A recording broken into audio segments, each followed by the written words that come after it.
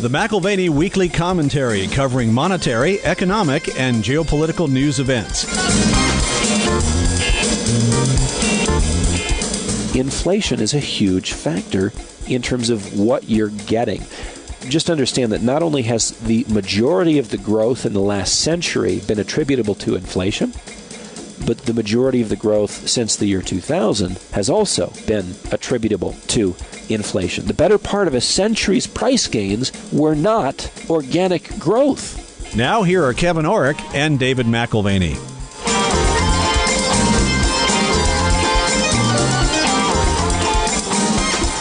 Welcome to the McIlvaney Weekly Commentary. I'm Kevin Orrick along with David McIlvaney. David, you're finally back. Each year you go to a conference, a meeting of the minds in New York.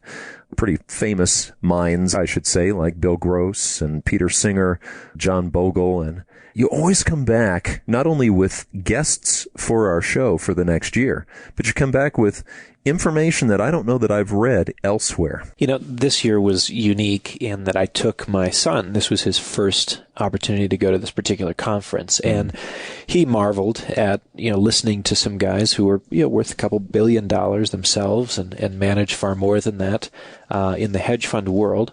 And, of course, his favorite part was not marveling at that. It was marveling at the African animals in the Museum of Natural History. Right. He absolutely loves going there, and we found a few minutes to scoot to the Upper West Side and go to the Museum of Natural History. Well, and, it's a lot like what your dad used to do. Your dad took you to conferences and meeting of minds, 30 some odd years ago, where you were doing the same thing that your son is. I know I was talking to your son, Dave. He's 9 years old, and he is fascinating. I mean, he's been studying Greek and Roman history, and I know you guys went to the Metropolitan Museum and spent a lot of time there. I remember when I was his age, my dad would give me books that were way beyond my reading level. And there was times that I was just lost in the vocabulary, did not know what was being said because I didn't know the words. And, right now he's interested in Greek and Roman history, and the Metropolitan Museum of Art has an amazing exhibit for both Greek and Roman history and artifacts. And so we went there, and I've given him a book and told him if he can read this book, I will give him $20. Now, this is a book that any adult would struggle through simply because it's very detailed history. It's not written for kids, but it's on Spartacus, and he loves the story of the slave rebellion and what was happening at the time and this particular period in Roman history and how it was already sort of past its peak, so to say. And so, it was fun for him to be able to see tangible evidence of this empire which has long been lost. Yeah. Well, and you're giving him the experience of New York. I know my daughter lived there a couple of years, and, when we go back, it's just a fascinating place. I don't think I would like to live there all the time, to be honest with you. I love living out west, but there's something about the excitement. You've got the subway, you've got the street music, Central Park, and you were there in the spring. Central Park is beautiful in the spring. To me, the city is almost like a single malt scotch. In small amounts, it lasts me a long, long time, and any more than that would just be wasted on me anyway. So, the subway, the street music, Central Park in spring, it really is. It's a different kind of life than what we have here in Durango, and I'm glad he was able to see that. But also the conference. The conference itself stretched his mind. Things that, we take for granted. Well, Dave, you showed me his notepad, okay? It looks like he was taking notes the whole time. Again, it's 9 years old that we're talking about here. When I was 9, I was not talking about inflation, deflation, currency moves. At 9 years old, I can't imagine he understood everything that they were saying, but the fact is he was interested, he was connected, he was digging in. I just asked him to write down things that he didn't understand, and so there was lots of little 2 and 3 word things that he would write down.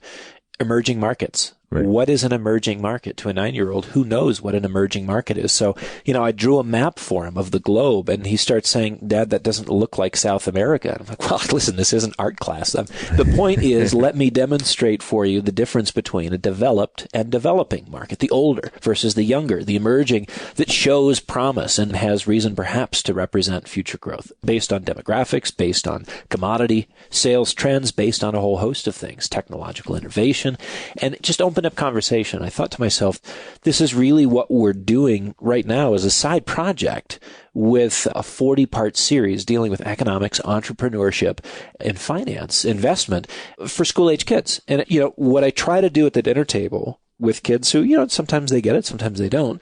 But what we try to do on a routine basis is something we've now begun to codify and turn into a curriculum for families to be able to say, yeah, I wish that my kids knew the difference between macro and microeconomics. Yeah. And I don't know that I could explain the time value of money, but I'm glad you have.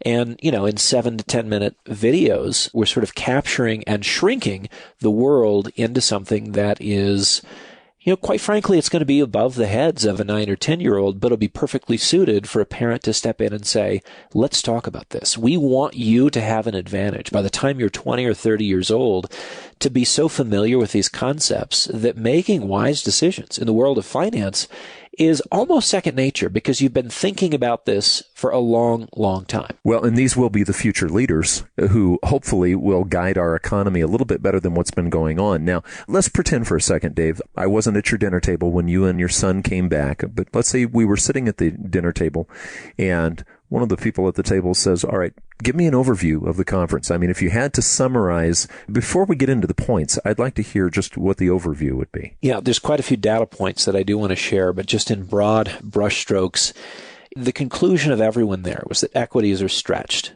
Central banks are committed to their schemes, and it's making value investing almost impossible. It's a rarity today. There is a one-off investment that may or may not make sense in the fullness of time. But that's a theme, is that everyone's recognizing that value is hard to find.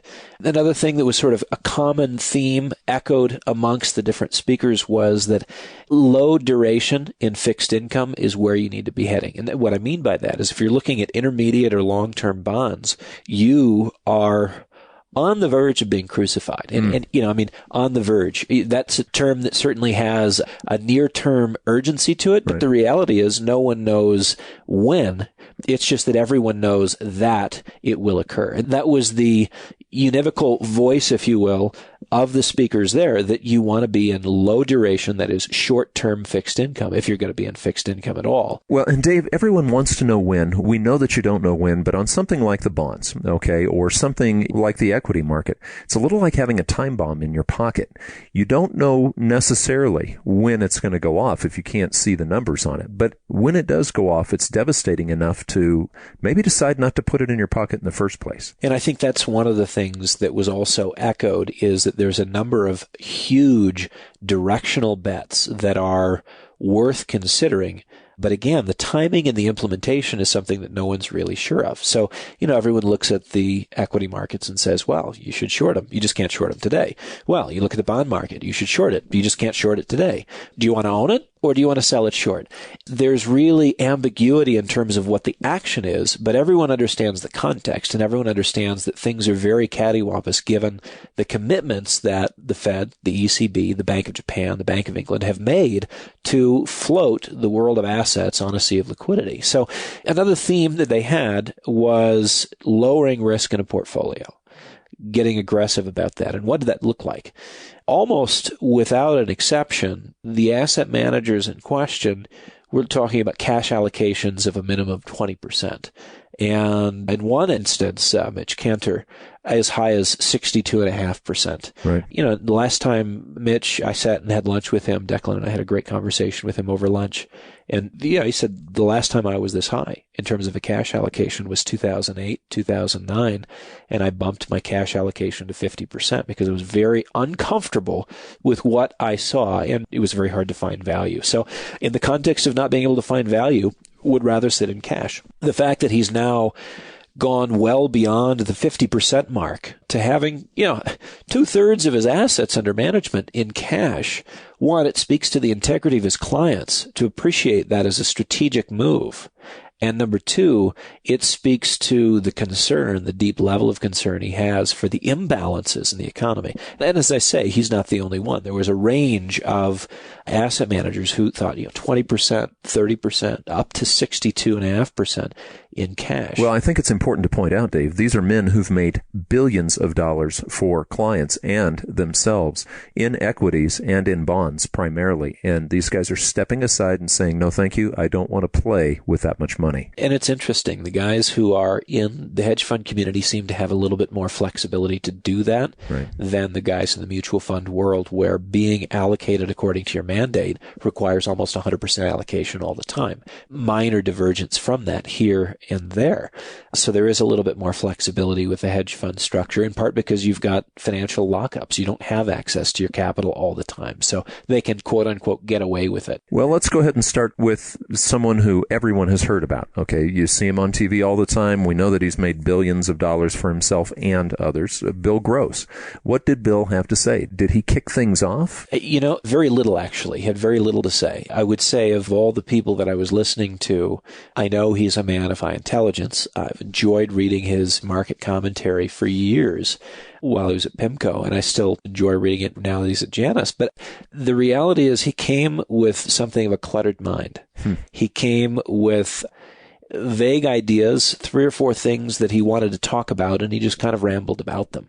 Again, I know he's a man of high intelligence, but he was not on his game in this particular context. Do you think maybe it's because he's pretty much designated the period of time that we're in the new neutral? Well, to me, when he suggests the new neutral, what he means by that is sort of a low growth environment where we have so much debt today, it's going to be very difficult to see very much economic growth or to justify very much growth in assets as a result of that.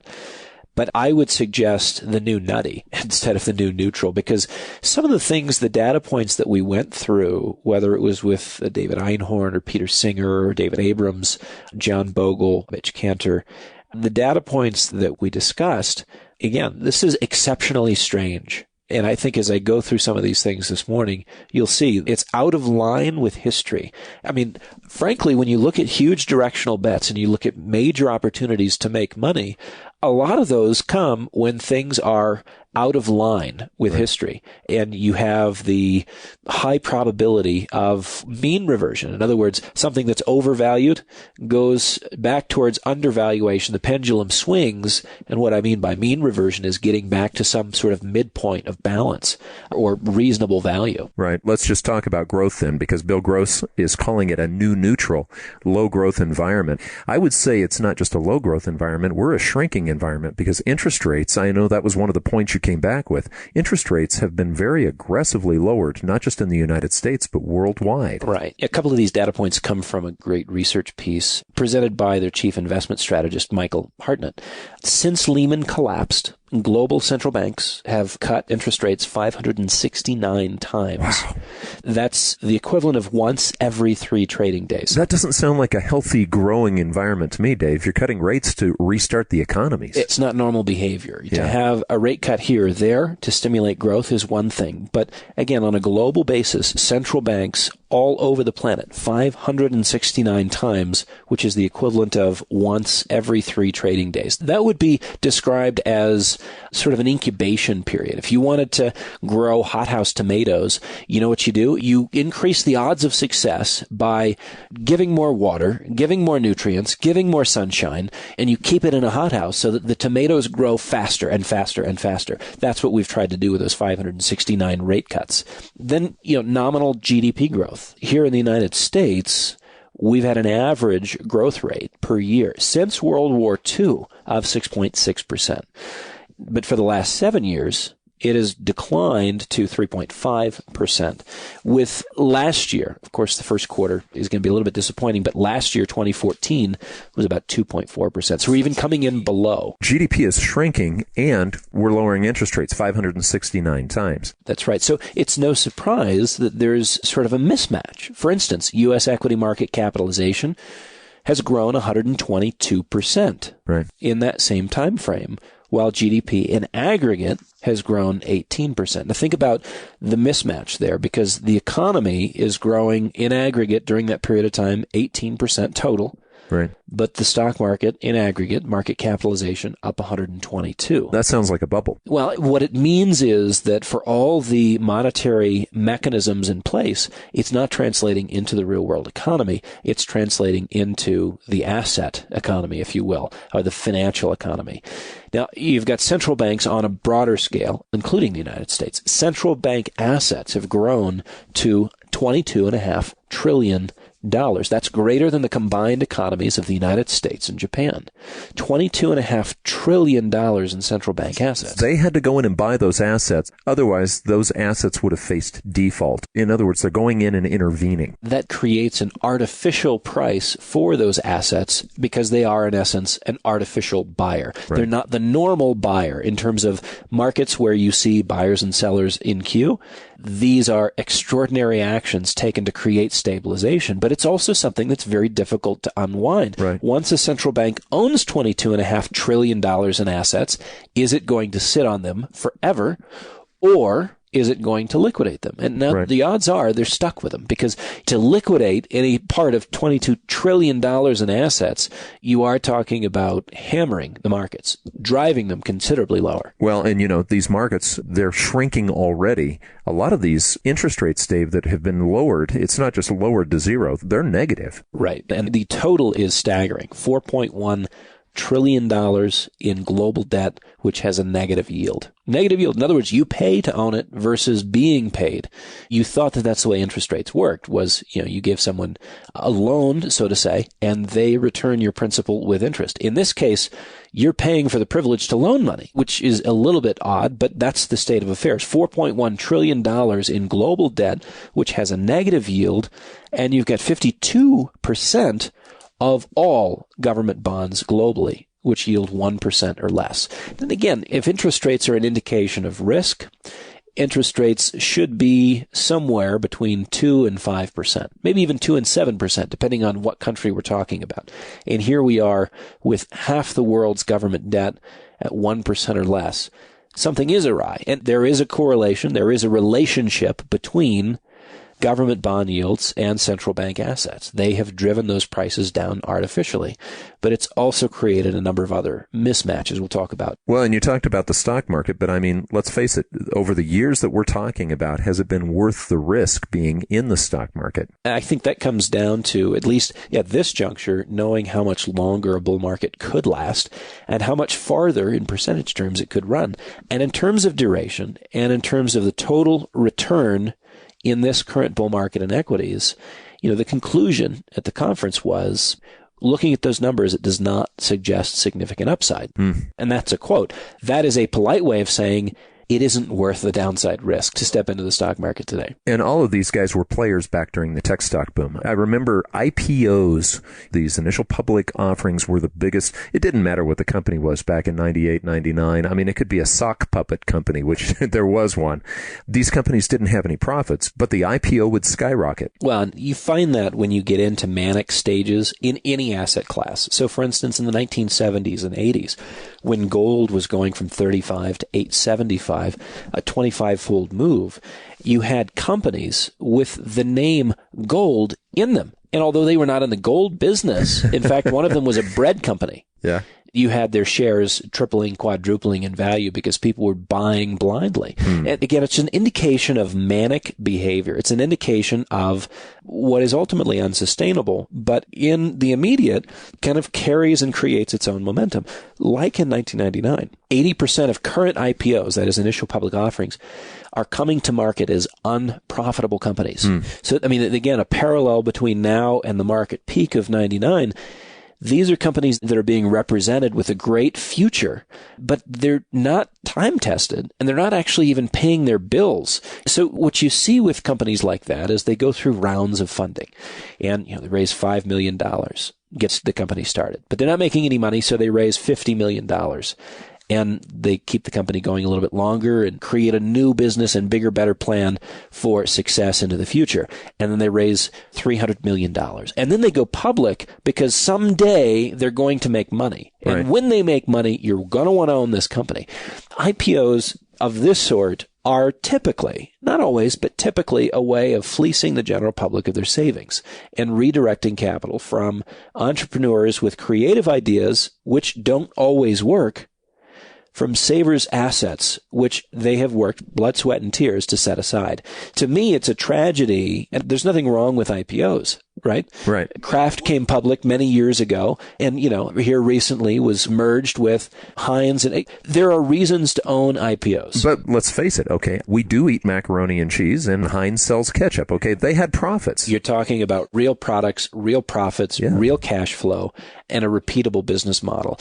80% of current IPOs coming out which are unprofitable. Again, it's a sign of the times. So we've talked about government bonds. We've talked about equities. Okay. How about corporate bonds? Because corporate bond issuance right now has been very, very high. And if you look back and compare the 2006 to 2007 period, corporate bond issuance was aggressive then, hitting new highs of $700 billion in that stretch of time. And 28% of that debt was rated a very weak B rating. So the minority of it was B rated. Now you fast forward to 2013 and 14, and we've bested those numbers. You have $1.1 trillion in corporate debt issuance, and 71% of the total is now rated at lowly B status. Almost 3/4 of the debt is B rated or lower? Yeah, so you've got 50% more debt. Much higher percentage of it is at lower credit quality. This is massively problematic. Of course, a low interest rate environment enables this kind of activity, but it's sowing the seeds for the next and greatest financial crisis. In the same 2006 to 2007 period, you'll recall there was a lightening up of expectations. At one point, you just had to fog a mirror to get a loan. Right. Well, 20% of the debt issued in that period of time, 2006 and 2007, was issued what they call covenant light. In other words, with very little skin in the game, with very little ramifications, and with very little call for assets in the case of liquidation. That was then prior to the crack up of the global financial crisis. Now you've got 60%, which is covenant light. Wow. And don't forget that nearly $600 billion of the new debt was used to buy back stock at extremely high prices. To add to that, you've got corporate debt globally, which is growing at about 4 times the previous rate. So if you looked at sort of 2000 to 2007, at what rate are they accumulating debt? Well, from 2008 to the present, it's increasing at about 4 times the pace. Is that because interest rates are low and they're doing a smart financial thing to take advantage of low rates? Maybe. But taking on that stock of debt, you have to pay it back at some point. Right. And, it's one thing to move it and increase your cash position to be able to grow and expand your business, but to take it and sink it into an asset that has volatility, like your own shares, and to be paying near the all-time highs for those shares, it seems the epitome of foolhardiness. But, we do have a precedent for debt like this, Dave. We've just passed through a century where there were 2 devastating wars, World War I, World War II. And you do, in an emergency, you see countries go into debt to the degree I believe that we're seeing right now. Now, we don't have war-like scenarios. What we're seeing right now is just trying to bail out an economy that wants to sink into a depression worldwide. But what would you say about that? I mean, where are we level-wise? This feels like wartime kinds of debt. Well, that's why I would describe this as nutty. Yeah. The new nutty, because this is without global conflagration in the picture. And we have debts in the developed world, the equivalent of what we had in World War I and World War II, relative to GDP in most of your developed economies. And why do I call that nutty? Well, because we needed to borrow the money to finance the war efforts, right? But now we're doing it because we want to, because we can. And that's the kind of, frankly, bad judgment that comes into play when rates are dropped to nothing. The cost of capital, when you lower it to 0, encourages all kinds of nuttiness.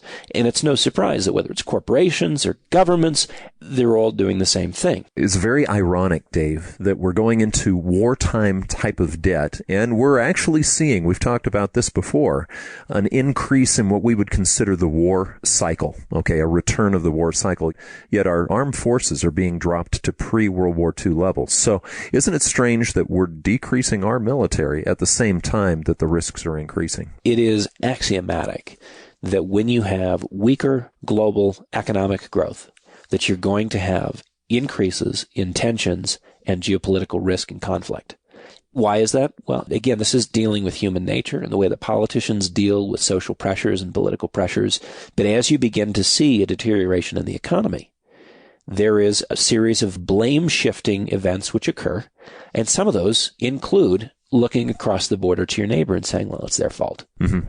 So, the French may blame the Flemish. The Austrians may blame the Germans. The Germans may blame the Spanish. The Italians may blame the Germans. The United States may blame the Canadians or the Mexicans. I mean, there is a blame shifting which occurs, and politicians are only too keen to preserve their own political legacies at the fiscal expense of a nation. And that's tragedy, but it is also human nature. If you see that, very few people take ownership of mistakes that they've made and are certainly willing to kick the can down the road. So you're right. The funny thing is we are at pre-World War II levels in terms of our U.S. armed forces. So at the same time, there's a greater potential for geopolitical conflict. We're shrinking our armed forces considerably. Well, I'm sure part of the reason for that is the federal budget goes elsewhere, but the federal budget already, I mean, it's huge. You can see why some people would believe that we do need to cut back armed forces. Right. Well, the problem is you'll find new things to spend it on unnecessarily. I mean, there's never a dollar created the government didn't want to spend. In fact, they'll spend 3 or 4 that they don't have, knowing that they can print it or just finance it cheaply. 2015 budget pencils out at $3.7 trillion, and that is government spending, which is greater than the entire German GDP. Wow. It's on such a massive scale. You say, well, we could certainly find some things to cut. Sure. You know what? I think that we should have means testing for Social Security. In other words, if I make $150,000 a year, why should I be collecting Social Security? Why? Right. If I make $1 million a year, why should I be collecting Social Security? You realize all we're doing is enslaving the next generation, which has a demographic deficit to begin with. There's not enough people working age to support the retiring class. The graying age, if you will, the graying generation, 11,000 people per day moving into retirement. There's a whole bunch of those people that won't like to hear this, but the reality is we have dramatically shifted emphasis. If you think about the number of tax dollars that are spent on an aging generation versus what we spend on a younger generation, even for education, our education budget pales in significance to our Social Security budget. Now, I appreciate Social Security. I appreciate what it represents as a safeguard, as a safety net. But understand that this is a major problem. Well, and the net has holes in it. Everybody just tries to ignore. They say, well, someday those holes will show up. Well, Dave, I don't want to distract. Let's go back to some of the points that you brought from New York. Again, it's just an example after example of nuttiness. This is not normal. And we shouldn't accept it as normal. As an investor, you should know that this is not only unprecedented, but unsustainable. In the Bank of England's 300-year history, the base interest rate has never been lower than it is today. And of course, again, connecting the dots, perhaps that relates to London real estate having quadrupled in the last 15 years. You lower rates to 0, and people do what with free money? They go bonkers with it. Now, if we borrow from Rogoff and Reinhardt, history shows that debt defaults start to rise initially, and then that is followed by inflation.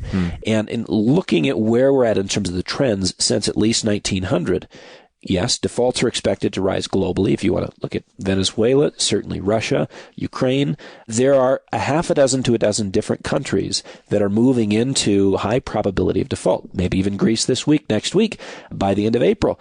We have these tensions and pressures, and it is typically, according to Reinhardt and Rogoff, symptomatic. Defaults precede inflation. Just as an aside, U.S. equities, another point from the conference. In real terms, that is, when you net out inflation, the U.S. equity markets are still 4% below the peak we put in the year 2000. That's if you factor in inflation that the government tells you is inflation, which is already understated. And so what's fascinating is if you go back to 1871, again, this is from Michael Hartnett, going back to 1871, looking at the S&P 500, largest 500 companies in the country, it's had a negative real price return nearly 1 out of every 2 years. About 50% of the time you're losing money in real terms because, again, inflation is a huge factor in terms of what you're getting. So people feel like, 18,000 on the Dow, this is fantastic. We're in recovery mode. just understand that not only has the majority of the growth in the last century been attributable to inflation, but the majority of the growth since the year 2000 has also been attributable to inflation. The better part of a century's price gains were not organic growth. They were actually paying back government debt through inflations. I mean, that's the bottom line. You have an inflation so that your debt becomes cheaper over time. You know, you were talking about the stock market, though, Dave. You're talking about equities. People excited that they've reached 18,000. But the amount of money actually in equities, it's not even reached 2007 levels, has it? We're right there in terms of world equity market cap. That is all of the world stock markets combined. 70 trillion is about what you have in global equity markets, which is right about where you were in 2007. Now, it's been a disproportionate gain for the developed world because emerging markets are still roughly 26% below their 2007 levels. And again, the dominant theme has been developed world recovery. That's where our central banks have been printing the most. Now you have, in lockstep with that, a rise in the dollar, which is tightening a noose on emerging market economies as you draw liquidity out of those economies and financial systems into the U.S. It's intriguing to me, Dave, that we're already at very low interest rates here in the United States. Yet the dollar's been continually rising against these other currencies. And ultimately, what that does is that causes great tension in the rest of the world. It can create inflation outside of our own country. Well, it's a little bit like water displacement. If you take a solid object and push it into a cup of water, what happens to the level of that water? It rises because of the displacement. So when the euro goes down, the dollar goes up. Is that a strength story for the dollar, or is it really commentary on something being depressed in value and naturally creating a buoying effect, if you will, a rising level, just like you would in a liquid? Well, the U.S. 10-year Treasury, it hit a 220-year low of 145 basis points. That's 1.45% in July of 2012. Part of the reason why money's coming back to the United States is because you can go elsewhere and pay to have your money with someone else. In other words, if you're in Denmark, you're paying money to sit in Danish bonds. You're not receiving money to sit in Danish bonds. Or you can go to a 10-year Treasury in the United States and actually make 1.5% to 2%. Believe it or not, as low as our rates are, having hit a low July of a couple of years ago, 220-year low, we still are significantly higher. Well, and how can Yellen raise rates then? I mean, let's face it, we're lowering rates and the dollar's still going up. It'll attract a lot of money and it'll end up driving the dollar higher on that basis. But the question is, can she do that? And that remains to be seen. Well, I guess we could always invest in the Italian bond market. You know, that's just a bastion of safety historically. Well, goodness gracious. Italian bonds, French bonds, they call the 10-year French bond the Oats. And I just imagine this donkey, this ass with his head in a bag. You know, they call it a nose bag. I can't help but think of the ass in a nose bag when I think of French bonds. Sorry. And maybe that's the person who's going to French or Italian bonds today, the ass with their nose in a grain bag. It just doesn't make sense that you would look at Italian 10-year bonds and receive 1.5%, because that's what they are today. And assume that that's normal, healthy, or safe. Because, look, it is QE. It's coming from the European Central Bank that drives yields that low. This is, I think, where people are very, very short-term in their thinking. You are not appraising risk. You are looking at yield only. And again, I guess 1.5% is better than zero, but at what risk? Right. At what risk? It literally, in a 3-day period, you can walk away from 3 years worth of income in an Italian bond. The volatility in those kinds of bonds, you have no idea. You assume liquidity. You assume that you can sell. Good luck with that. There are so many times in the marketplace where you have zero liquidity. Well, I mean, again, I could go on, just observations that, quite frankly, I found refreshing in the context of some of the smartest money managers in the world. Now, granted, they're managing small pockets of funds. They're not managing things that are generally available to the public. As a qualified institutional investor, sure, a number of these guys manage funds that they closed down years ago because they don't want to raise any more capital. They don't want to manage any more money. Why? Because it's difficult to operate in the market effectively if you have a larger and larger footprint. So that's operating with integrity. I appreciate that. Certainly one of the big questions was, how does an era of excess liquidity come to a close? How does an era of excess liquidity come to a close? Because look at this. Everything that we've just been discussing, every one of these data points is at an extreme because of the excess liquidity in this particular era. Well, you can say, okay, well, it's all going to go the other direction. Maybe, but at what political cost? How do you reshape the world in terms of policy and politics and geopolitical relationships in the context of mean reverting? I mean, we're talking about equity markets that in 2008 and 9 went from about 70 trillion to less than 35. They got cut in half. And now we're back up to about 70. Exactly. Right. You can see mean reversion very quickly, very quickly. And what are the consequences? Well, the consequences next go round may be even more severe from a political standpoint. Why? And social standpoint. Why? Because the central banks have already used all their ammunition. Yeah. Dave, let's put this in context for a second because, I think back to Declan, your son. When you were Declan's age or just a little bit younger than that, the dollar was worth 1/35th of an ounce of gold.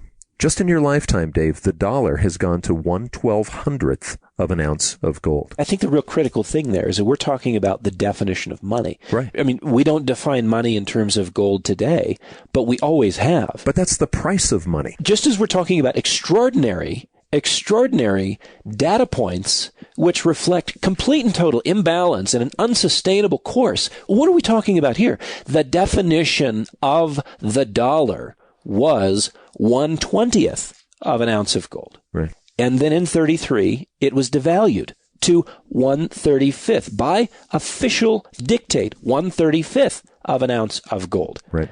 And here we are looking at an environment of a managing price stability. We now have a 100-year track record of the Fed doing their job, quote unquote, managing price stability. And if we define the dollar as it always has been defined up until the 70s, right, how are they doing? We're now 1/1200th of an ounce of gold. Talk about a radical devaluation of our currency. Well, and let's face it, we're on our way at some point to 1/1500th of an ounce of gold, to 1/2000th of an ounce of gold, on and on and on, because they continue to print dollars. And that's the bottom line. They haven't changed their tune from 1913 forward, but they have ratcheted forward the aggressive nature of their policies and in light of crisis. And we think they've basically created a permanent footprint in the financial market. The Fed and the financial markets are today married. And unless there is some sort of a forced divorce, we have a very different world today. Something that you focused on in the last few months, actually last year or so, is corporate buybacks of their own shares. This is a way of stimulating the stock price. It's a way of stimulating actually the earnings per share. But it doesn't necessarily show the actual health of the stock market, does it? No, it doesn't. An interesting Financial Times article this week. We're on target for $1 trillion buybacks and dividends for this year. And it was interesting. An analyst described it this way, a positive description. I quote, "This represents perpetual synthetic growth." That's how it was positively described by one analyst, helping support secondary market demand.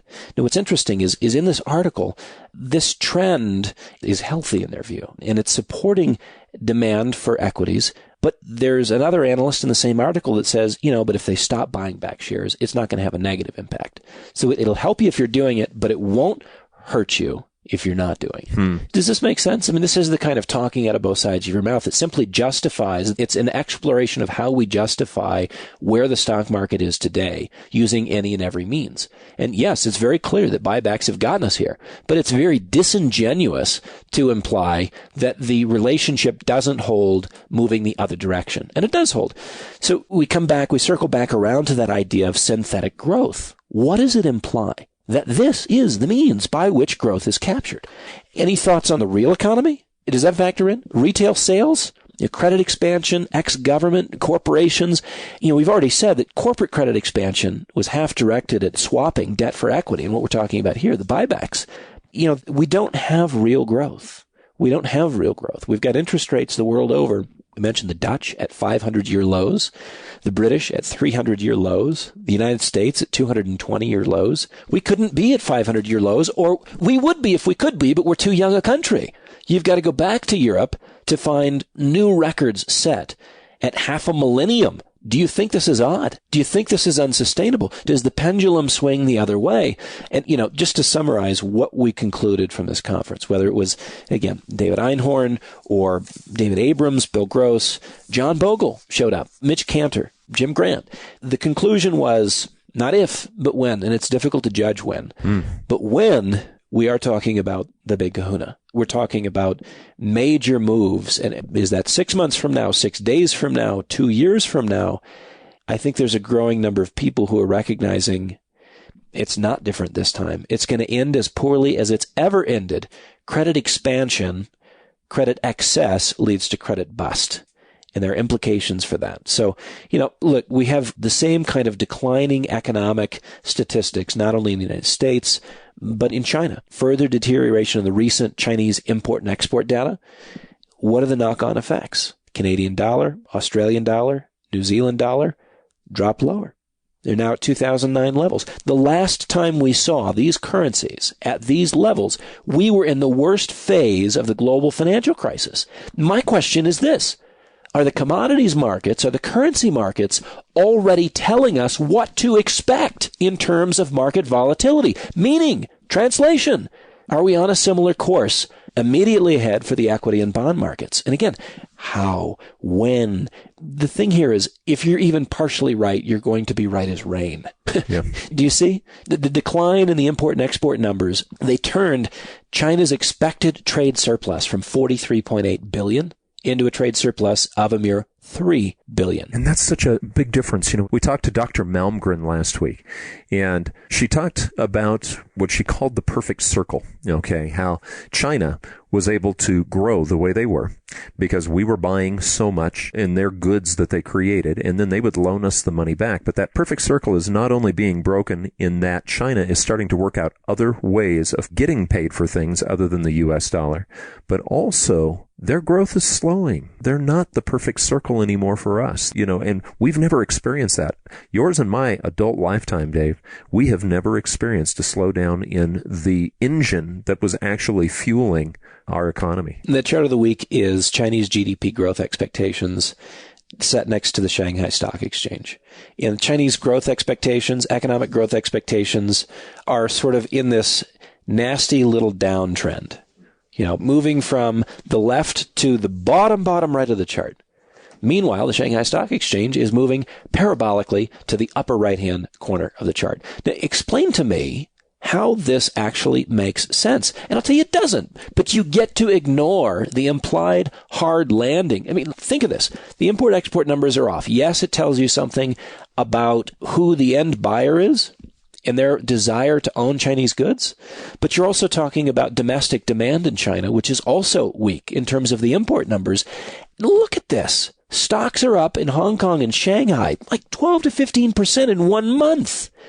So you have the joys of speculation and leverage and monetary policy gone wild, and that's the reason why you can excuse and ignore what appears to be, again, the implied hard landing from the import-export numbers. Well, let me ask you a question, because we saw a couple of months ago a very important peg to the euro get broken. The Swiss.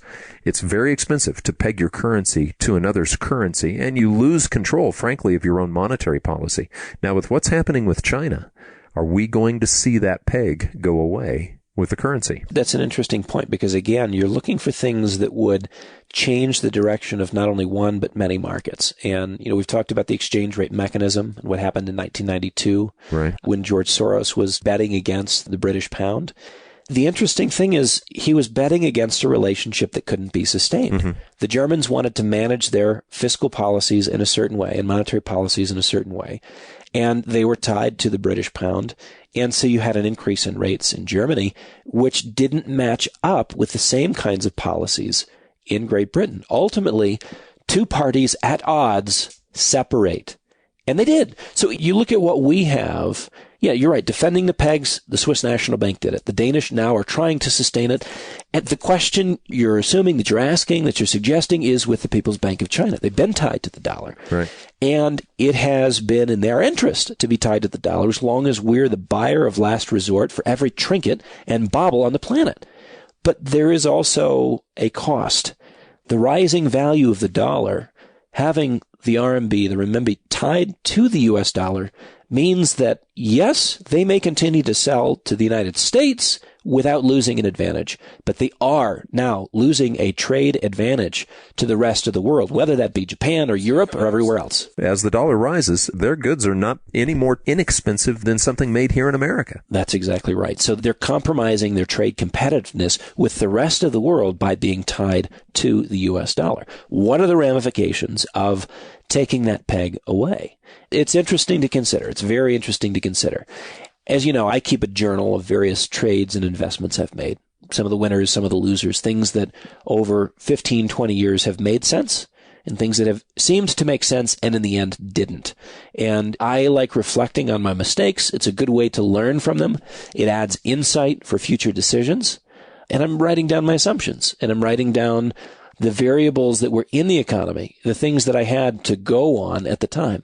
And I've looked and said, okay, well, what are the biggest mistakes I've made in recent years? You know, most money managers won't talk about that. Most money managers are not going to come out and tell you, okay, these are the mistakes that I've made. Well, I look at the assumptions always. And here's a list of the possibilities of the biggest mistakes I've made. I have assumed that free markets would continue. Which, especially the last 2 or 3 years, we don't see free markets. Not particularly. But here's the problem with assuming otherwise.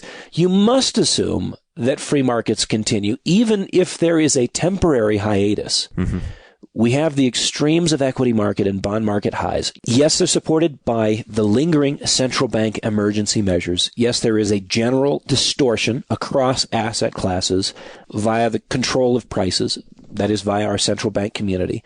So here is that issue of the free markets. Even in the period of the 1940s, where we went to a complete command and control economy, it was temporary in nature.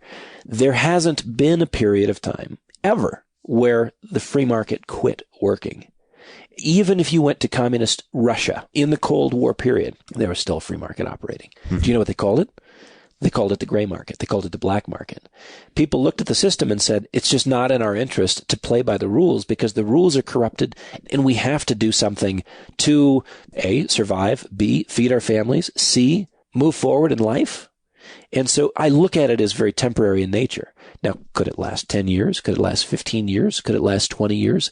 I don't see the dynamics being even remotely similar to what we had in communist Russia compared to what we have today in a command and control environment. So that it happens is no surprise. That it could be perpetuated without causing concern is very surprising to me. So this notion of free markets and clamping down on them, I am surprised that no one is concerned about it and everyone has moved to treating it as if it's normal.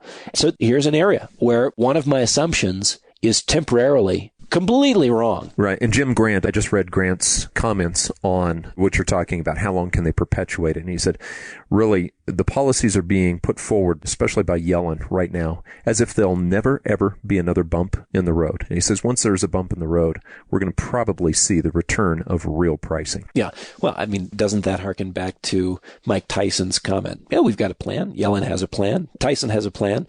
Everybody's got a plan until you get punched in the face. Right. And then it's all out the window. Yeah. Well, another thing that I assumed, so this makes the list of possible mistakes. I assumed that the destabilizing effects of debt, which we experienced in the 2008 to 2009 period, would suggest to investors that adding more debt to the equation would further destabilize global finance and not fix the mess. I assume that people would be looking at this and saying, like being exposed to radiation and getting cancer from it, and then voluntarily stepping in line and saying, but I'll take a little more dose to see if I can cure the cancer. It's like, right. Well, maybe in certain areas of medicine that makes sense, but generally applied to the world of finance, you've got a debt problem, more debt doesn't solve it. All it may do, and Bill Gross suggested this at the conference, more debt certainly hasn't fixed the debt problem. Perhaps it's postponed a day of reckoning. Right. Nevertheless, you have investors who are today voting with confidence that all is well, as they are doing the opposite of what they should be doing. They're extending the maturities of the fixed income instruments they're buying. They're increasing duration risk. They're lowering their credit quality to get more income. That's what they need. They need more income. They'll do it at any cost. And in that reach for yield, it goes back to the quote from Rudyard Kipling. The burnt, bandaged finger wobbling back to the flame. Okay, so the two assumptions that you made that you can look back in the rearview mirror and say, this was a mistake. You assumed that the free market would continue. You assumed that everything that debt had created to create the crisis in 08 and 09 would not be recreated to get us out of the crisis. And obviously, you've talked about it. The debt is so much higher than now. What other assumptions, looking in the rearview mirror, would you say, okay, I would have never known that? Well, let's look at gold. I came to work with our family business in 2003. Left Wall Street, was working at Morgan Stanley. And a big reason I came back was seeing a major directional change in the price of gold and a major multi-decade change in asset prices and asset values. And looking at that, I assumed that gold would, in this context, today, right now, reflect a no confidence vote on central banks. And what we've had is they've doubled down on their monetary policies, the very policies which created the global financial crisis. In other words, I came in with an assumption, and it was an assumption about frail fiscal position and a very predictable monetary policy course that was going to be taken. And gold, when I first came into the business and invested heavily in it myself at $300 an ounce, has, even to this day, $1,200 an ounce, done what I thought it would do. Now, it did more than I thought it would do in a shorter period of time, the period of 2010 and 2011. The question is, should I look at that same assumption and undo it or deny its veracity? This is what I'm getting at. If the central banks have doubled down on the same monetary policy that got us into the global financial crisis, what makes us think that the outcome is going to be different this time? Right. So the extreme measures taken, they continue to disappoint as growth metrics trickle in. This is still an allocation for me that's focused on future market reaction and a desire for security. The market is today instead ramping up risk. That's what it's doing at present. People are looking for reward without looking at the intrinsic risks in the investments that they're making. To me, what do? I'm still focused on a future reality, on a cause and an effect. And the cause has already been put in place. The effect, it's a question of timing. Now, listen, for 2003 to 2011, right as rain, 2011 to 2015, where's the price of gold gone? Right. Nowhere but sideways to down. So again, I look at that and I say, well, okay, has the information changed? If the information's changed, I may need to change course. But the information hasn't changed. Lo and behold, the only thing that's happened is in this narrative, you've come along and all you've done is highlighted, underscored, and put an exclamation point behind all the relevant points in the previous narrative. The same things that were done. What brought us to this particular place of instability. Again, all we've done is underscore, highlight, and put an exclamation point by it and say, well, it worked last time until it didn't, so we're going to try it again just with more juice. So in other words, the factors that took gold from 300 to 1200, those factors have grown exponentially to take gold from 1200 to wherever it's going to go, because we're not talking about gold going anywhere. We're talking about the dollar and the paper markets going down. Yeah, the consequence of fiscal mismanagement and then the pressure that's been put on the Fed to make up for it in monetary terms and via monetary policy has put the dollar basically on a death march. Does that happen overnight? Does that happen over a longer period of time? It really depends on how long they can perpetuate confidence.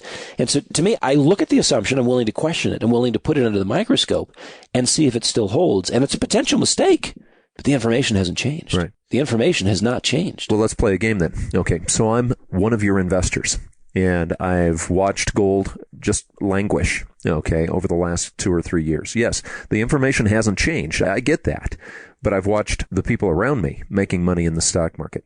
I've watched people seem to prosper, okay, let's say in British real estate, what have you, okay. These are bubble markets. But what do you do when someone starts to try to pressure you, an investor who says, you know what, I'm really tired of it just sitting here. I'm tired of losing money. Yes, the information has not changed. I've heard this all before. What do you do, Dave? That's a good question. Well, perhaps the biggest mistake was not assuming these things, which I just mentioned, but assuming the time frame in which there would be an effect from the cause. And we see what's wrong. When will the consequence be felt? Right. The nature of a confidence game, like the one the European Central Bank, the Fed, the Bank of Japan, the Bank of England, like the game that they're playing, is that a shift from confidence to no confidence happens in an instant. Mm-hmm. Indeed, we have all the ingredients for the next global financial crisis. We only lack a catalyst. Where we are today is in a situation where we're being coerced. We talked with Philippa Malmgren last week about the nature of interest rates playing a role of justice between savers and debtors. And they keep things in balance. But what we have today is coercion in the marketplace. We're being coerced to take more risk for a very thin and ephemeral reward. That's not my idea of a good time. So I continue to opt for cash.